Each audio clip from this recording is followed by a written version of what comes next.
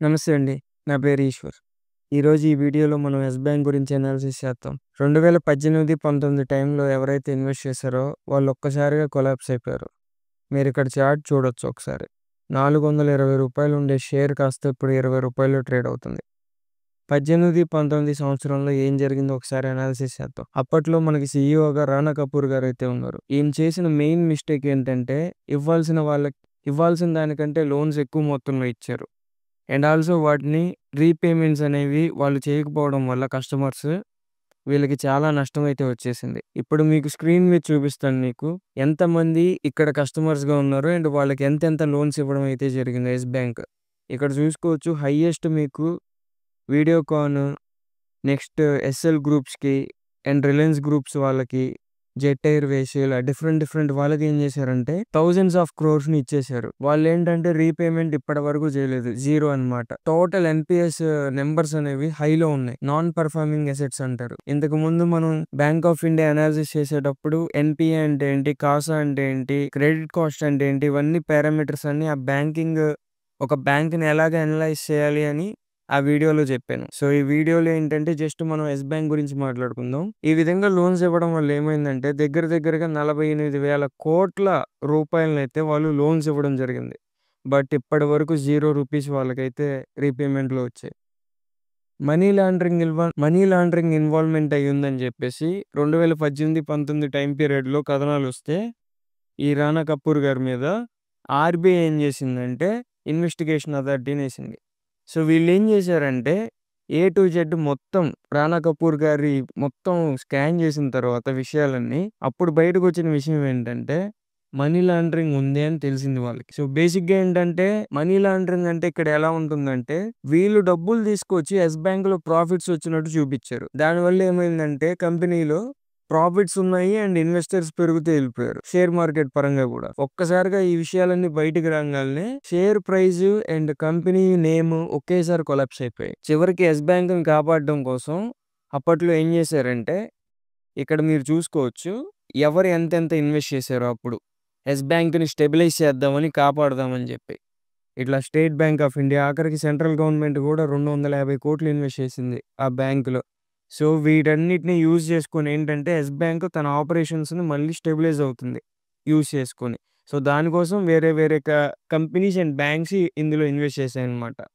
సడెన్‌గా అప్పుడు అంతమంది మనీ లాండరింగ్ ఉందని చెప్పేసరికి ఒక్కసారిగా అందరూ ఏం చేశారంటే ఎఫ్‌డీలు ఫిల్ చేసిన వాళ్ళంతా విత్‌డ్రాలు చేసుకున్నారు. బ్యాంక్‌లో ఉండాల్సిన మనీ అంతా విత్‌డ్రా చేసేసుకున్నారు. సో ఈ విధంగా ఏంటంటే బ్యాంక్ టాప్ టు బాటమ్ మొత్తం కొలాప్స్ అయిపోయింది సిస్టమ్. దాన్ని స్టెబిలైజ్ చేయడం కోసం ఈయన్ని మన రానా కపూర్ గారిని ఏం చేశారంటే సీఈఓగా బాధ్యతల నుంచి తొలగిచ్చేశారు. తర్వాత అప్పటి నుంచి మనకి ఇప్పుడు ఎవరున్నారంటే ప్రశాంత్ కుమార్ గారైతే ఉన్నారు ప్రెజెంట్. సో ఈయన నేతృత్వంలో ఏమవుతుందంటే ఇప్పుడిప్పుడే కంపెనీ అనేది కోలుకుంటుంది లాస్ట్ 3-4 ఇయర్స్‌గా. అండ్ ఇంకా చెప్పాలి అంటే ఈ 48,000 కోట్ల నష్టాన్ని యెస్ బ్యాంకే భరించాలి. సో వీళ్ళు ఏం చేస్తారంటే అసెట్ రీస్ట్రక్చర్ కంపెనీస్ అని ఉంటాయి. సో ఇవి అసెట్ రీస్ట్రక్చర్ కంపెనీస్ ఏం చేస్తాయి అంటే ఈ లోన్స్ ఎన్‌పీఎస్ అన్నిటిని వాళ్ళు కొనేసుకుంటాయన్నమాట. సో అవి తీసుకొని ఏం చేస్తాయంటే కస్టమర్స్ దగ్గర నుంచి వాళ్ళు ఇంకా యెస్ బ్యాంక్‌తో సంబంధం ఉండకుండా వాళ్ళు లోన్స్‌ని భర్తీ చేస్తుంటారు. లెట్స్ సే రిలయన్స్ గ్రూప్ 12,800 కోట్లని యెస్ బ్యాంక్ దగ్గర తీసుకుంది. బట్ ఈ ఎన్‌పీఏని ఏం చేశారంటే జేసీ ఇక్కడ చూడొచ్చు జేసీ ఫ్లవర్స్ అనే కంపెనీ ఏం చేసిందంటే ఈ అసెట్స్‌ని కొనేసుకుంది ఎన్‌పీఎస్‌ని. నాన్ పర్ఫార్మింగ్ అసెట్స్‌ని కొనేసుకొని ఇప్పుడు జేసీ ఫ్లవర్స్ కంపెనీ రిలయన్స్ గ్రూప్ యొక్క ఆస్తులన్నిటిని వేలం వేస్తది. లేదా వాళ్ళ దగ్గర ఉన్న ల్యాండ్స్ గానీ, మెషినరీ గానీ, ఎక్విప్‌మెంట్స్ గానీ, లైక్ బిల్డింగ్స్ గానీ, ఇంకేమైనా డిఫరెంట్ ఏమన్నా ఉంటే ఆ ఆస్తులన్నిటిని వీళ్ళు జేసీ ఫ్లవర్స్ తీసేసుకుంటారు. తీసుకొని వాళ్ళేం చేస్తారంటే ఈ 12,800 కోట్లు రావడం కోసం వాటిని అమ్మేయడమైనా జరుగుతుంది. లేదు అంటే వాళ్ళు మంచి ల్యాండ్స్ అండ్ బిల్డింగ్స్ అనుకోండి అలాగే హోల్డ్ చేసి పెట్టుకుంటారు. సో ఏంటంటే ఫ్యూచర్‌లో అమ్మితే ఎక్కువ డబ్బులొస్తాయి. సో ఇక్కడ మీరనుకోవచ్చు ఈ 48,000 కోట్లని వీళ్ళు భర్తీ చేయడం వల్ల ఏమవుతుందని. సో మీరనుకోవచ్చు ఇక్కడ ఈ 48 కోట్లని జేసీ ఫ్లవర్స్ తీసుకొని ఏం చేస్తారు? వాళ్ళకేమొస్తది ప్రాఫిట్ అని. బేసిక్‌గా ఏంటంటే వీటన్నిటిని తీసుకోవడం వల్ల ఏమవుతుందంటే, ఇనిషియల్ స్టేజ్‌లో వాళ్ళకి టఫ్ అయినప్పటికీ గూడా, వీళ్ళు ఏదైతే వాళ్ళ దగ్గరున్న అసెట్స్ అన్నిటిని తీసుకుంటారో, దాని వాల్యూ అనేది ఫ్యూచర్‌లో గ్రో అవుతూ వస్తుంది. దాన్ని మనం అప్రిషియేషన్ అంటాం. సో, ఆ అప్రిషియేషన్ వాల్యూ కలిసొస్తుంది. అండ్ ఆటోమేటిక్‌గా యెస్ బ్యాంక్ నుంచి తీసుకున్నప్పుడు స్టార్టింగ్ స్టేజ్‌లో ఆపరేషనల్ చార్జెస్ అండ్ ట్రాన్సాక్షన్స్ వీటన్నిటికి గూడా వీళ్ళకి కంపెనీకి లాభమే అనమాట. జేసీ ఫ్లేవర్స్‌కి. సో, దట్స్ వై వీళ్ళంతా ఏం చేశారంటే, ఈ కంపెనీ యొక్క ఎన్‌పీఎస్ అన్నిటిని జేసీ ఫ్లేవర్స్ అయితే ఎక్వైర్ చేసేసింది. అండ్ ఆల్సో ఈ రానా కపూర్ గారినైతే అప్పుడు మనీ లాండరింగ్‌లో ఇన్వాల్వ్ అయ్యి ఉన్నందుకు 2020లో ఆర్‌బీఐ ఇన్వెస్టిగేషన్ వాళ్ళు చేసినప్పుడు తేలింది గదా! సో, దీనివల్ల ఏం జరిగిందంటే, రానా కపూర్ గారిని అరెస్ట్ చేయడం జరిగింది. అరెస్ట్ చేసిన తరువాత 4 ఇయర్స్ జైల్‌లో ఉంచారు. 4 ఇయర్స్ జైల్‌లో ఉంచిన తరువాత, ఈ సంవత్సరం 2024 ఏప్రిల్‌లో ఈయన మళ్ళీ రిలీజ్ అయ్యి బయటకొచ్చారనమాట.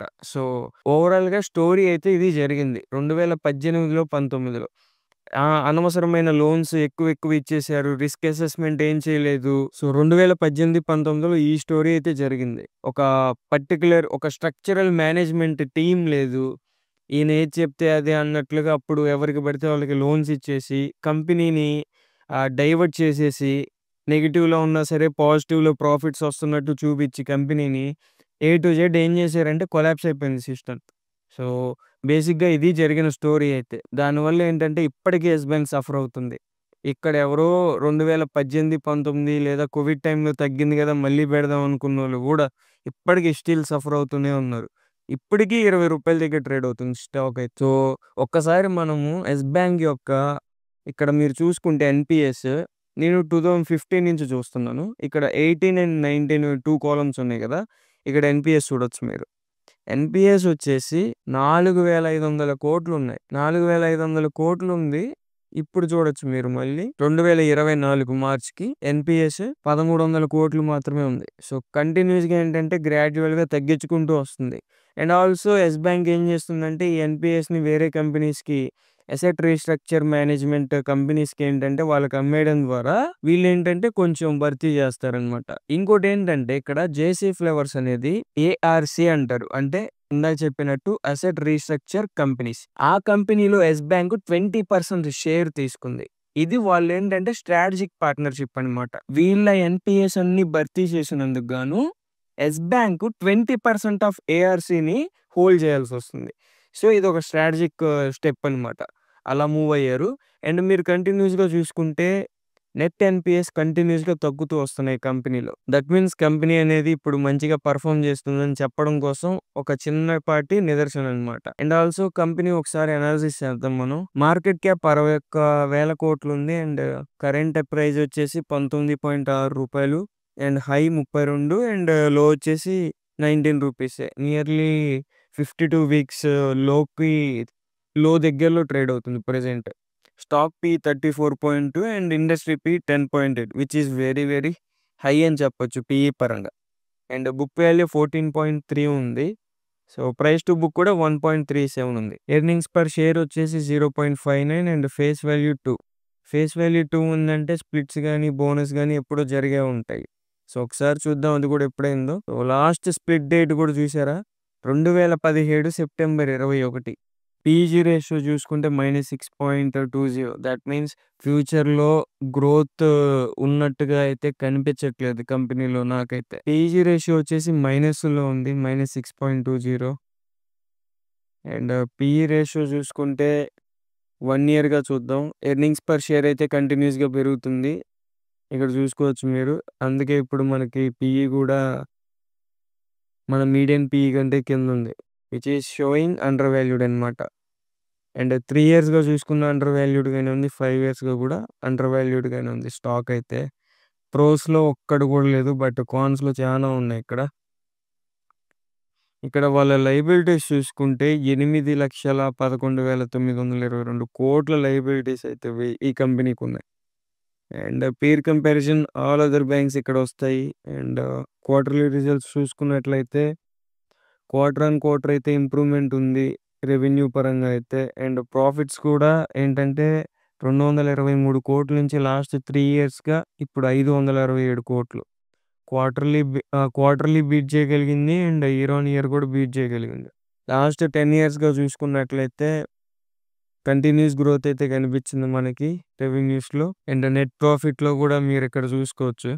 2020లో -16,000,00,00,000 ఒక్క సంవత్సరంలో -16,500,00,00,000 వీళ్ళు మైనస్ చూపించడం జరిగింది. దట్ మీన్స్ కంపెనీకి ఎంత లాస్ వచ్చిందో చూడండి ఒక్క ఇయర్‌లో. అది కూడా ఫైనాన్సింగ్ ప్రాఫిట్ అన్నమాట. అంటే వడ్డీలకి ఇచ్చింది ఎవరు కట్టలేదని. అండ్ ఓవరాల్‌గా స్టాక్ ప్రైస్ సిఏజీఆర్ 10 ఇయర్స్‌లో -18% అండ్ 5 ఇయర్స్‌లో -21% అన్నమాట. అండ్ బ్యాలెన్స్ షీట్ వచ్చేసి చూసుకున్నట్లయితే ఇప్పుడు టోటల్ అసెట్స్ వీళ్ళకి 4,00,000,00,000 అయితే ఉంది. సో వీళ్ళైతే బోరోయింగ్స్ కూడా చేశారు. అది కూడా లాస్ట్ 4, 5 ఇయర్స్‌గా అస్సలు చేయలేదు బోరోయింగ్స్. 2019 అన్నమాట లాస్ట్. ఆ తర్వాత ఈ సిట్యుయేషన్ ఏదైతే జరిగిందో తర్వాత బోరోయింగ్స్‌కి కూడా డబ్బులైతే ఎవరు ఇవ్వరు నాకు తెలిసినంత వరకు. అదే మీరు ఇక్కడ చూడొచ్చు. షేర్ హోల్డింగ్ ప్యాటర్న్ చూడొచ్చు. Highest investors in Indian stock market అన్నమాట. ఇప్పుడు ప్రెజెంట్ దగ్గరగా 63,00,000 మంది ఇన్వెస్టర్స్ అయితే ఈ స్టాక్‌లో ఎంటర్ అయ్యి ఉన్నారు. ఎందుకంటే ఎన్‌పీఎస్ తగ్గుతూ ప్రాఫిట్స్ అయితే వస్తున్నాయి కదా! మేనేజ్మెంట్ టీమ్ మారింది. సో దట్స్ వై మళ్ళీ తిరిగి 400కి వెళ్ళే ఛాన్స్ ఉందని చెప్పేసి ఇప్పుడైతే అందరు ఇన్వెస్టర్స్ చాలామంది ఇన్వెస్ట్ చేస్తున్నారు. అండ్ ఏంటంటే పెన్నీ స్టాక్‌గా చూస్తున్నారు దీన్ని. అండ్ ఎఫ్ఐఎస్ చూసుకుంటే కంటిన్యూయస్‌గా వీళ్ళు స్టేక్ పెంచుకుంటూ వెళ్లారు. డిఎస్ కూడా చూసుకుంటే ఇప్పుడు నియర్లీ 38% హోల్డ్ చేస్తున్నారు లాస్ట్ క్వార్టర్‌తో. బట్ లాస్ట్ 1, 2 ఇయర్స్‌గా చూసుకుంటే వాళ్ళు కూడా స్టేక్‌ని కొంచెం తగ్గించుకున్నారు. అండ్ ఒకసారి మనం ఇక్కడ చూసుకున్నట్లయితే షేర్ హోల్డింగ్ ప్యాటర్న్ వచ్చేసి ఓన్లీ అక్టోబర్ 2024లో మ్యూచువల్ ఫండ్స్ అయితే 43,41,000 షేర్స్‌ని అయితే కొనడం జరిగింది. Different kinds of mutual funds అన్నమాట. సో ఓవరాల్‌గా అదే సెప్టెంబర్‌లో చూసుకుంటే 1,63,00,000 షేర్లను అయితే అమ్మేశాయి. ఓవరాల్‌గా స్టాక్ పరంగా ఏంటంటే పెద్ద అసెట్ మేనేజ్మెంట్ కంపెనీస్ అయితే కాదు కొంటుంది. కొన్న ఏఎంస్ చూసుకుంటే ఇక్కడ చూడొచ్చు 22,00,00,000, 20,00,00,000, 10,00,00,000 కంటే కింద. బేసిక్‌గా ఏంటంటే మంచి ఫండ్స్ అయితే కావు ఇవి. ఎక్కువ లిక్విడిటీ కూడా లేదట్టుంది చూడండి. జస్ట్ 20,00,00,000 ఏఎం అంటే అసలు ఇట్స్ నథింగ్ అనమాట. చాలా చిన్నది. అండ్ ఒకసారి మనం స్టాక్ పరంగా అబ్జర్వ్ చేసినట్లయితే ఇక అబ్జర్వ్ చేయడానికి కూడా ఏం లేదనే చెప్పాలి. బేసిక్‌గా ఎవరైనా ఇన్వెస్ట్ చేయాలని ఇంట్రెస్ట్ ఉంటే గనక నేనైతే సజెషన్ ఏమి ఇవ్వలేను ఇక్కడ ప్రెజెంట్. నాకేమనిపిస్తుందంటే ఓవరాల్‌గా కంపెనీ స్టిల్ డౌన్ ట్రెండ్‌లోనే ఉంది. ఎన్‌పీఎస్ తగ్గించుకుంటుంది. That's okay. బట్ కంపెనీకి లయబిలిటీస్ కూడా చాలా ఎక్కువున్నాయి. అండ్ మేనేజ్మెంట్ టీమ్ కూడా మారింది. మేనేజ్మెంట్ టీమ్ ఫ్యూచర్‌లో మంచిగానే డెసిషన్స్ తీసుకొని మూవ్ అయ్యే ఛాన్స్ అయితే ఉంది. అండ్ వాళ్ళ ఫ్యూచర్ ప్లాన్స్ కూడా మీరు చూసినట్లయితే వాళ్ళేంటంటే డిజిటల్ ట్రాన్స్‌ఫర్మేషన్ అవ్వాలని అండ్ అందరికీ లోన్స్ సదుపాయాలు కలిగించాలని చాలా వీళ్ళకైతే ప్లాన్స్ చాలానే ఉన్నాయి. అండ్ వేరే డిఫరెంట్ క్రెడిట్ కార్డ్స్ కూడా వీళ్ళేంటంటే ప్రొవైడ్ చేయడం జరుగుతుంది యెస్ బ్యాంక్. సో బేసిక్‌గా ఓవరాల్‌గా చూసుకుంటే కంపెనీ పరంగా ప్రెజెంట్ అయితే ఓకే. బట్ స్టాక్ ప్రైస్ మీరు స్టిల్ చూడొచ్చు. నంబర్ ఆఫ్ ఇన్వెస్టర్స్ చాలా ఎక్కువైపోయారు. లిక్విడిటీ కూడా చాలా ఉంటది. అండ్ ఓవరాల్‌గా చెప్పుకున్నట్లయితే ఇలాంటి పెన్నీ స్టాక్స్‌లో నాకైతే పర్సనల్‌గా ఇంట్రెస్ట్ ఉండదు.